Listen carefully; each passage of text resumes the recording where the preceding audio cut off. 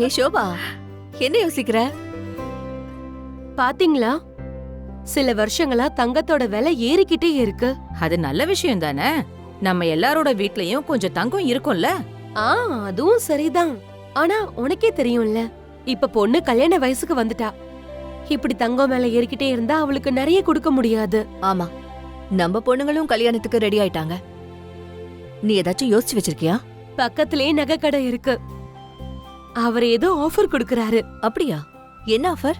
Offer என்னன்னா, கொஞ்சமா advance கொடுத்துட்டு உங்களுக்கு பிடிச்ச நகை அப்புறம் விலைய இன்னைக்கே நிர்ணயம் பண்ணிக்கலாம்.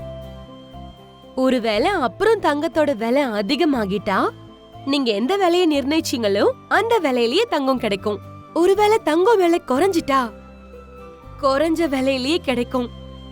சூப்பர்ப்பா, இந்த ஆஃபர் பிரமாதமா இருக்கு இல்ல? ஆஃபர் நல்லாதான் இருக்கு. ஆனா இந்த ஆஃபருக்கு கேரண்டி இருக்கா? கேரண்டி? இத நான் யோசிக்கலையே.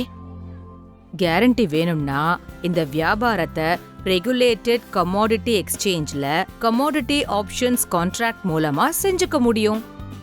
ஒரு சின்ன பிரீமியம் கொடுத்துட்டு தங்கத்தோட கால் ஆப்ஷன்ஸ் வாங்குறதுனால ஸ்ட்ரைக் பிரைஸ் மூலமா தங்கத்தோட விலை இன்னைக்கே நிச்சயமாயிடும். ஒருவேளை விலை அதிகமாச்சுன்னா இன்னைக்கான விலையிலேயே உனக்கு தங்கம் கிடைக்கும். ஒருவேளை விலை குறைஞ்சிட்டா அதே குறைஞ்ச விலையில தங்கத்தை நீங்க மார்க்கெட்ல வாங்கிக்கலாம். அது மட்டும் இல்ல, வீட்ல உக்காந்துக்கிட்டே எக்ஸ்சேஞ்ச் மூலமா தங்கத்தை டெலிவரி பண்ணிக்கலாம். அதனால தங்கம் வாங்குறதுக்கான புது முறை இதுதான். ஆஹா, பழம் நழுவி பால்ல விழுந்த மாதிரி.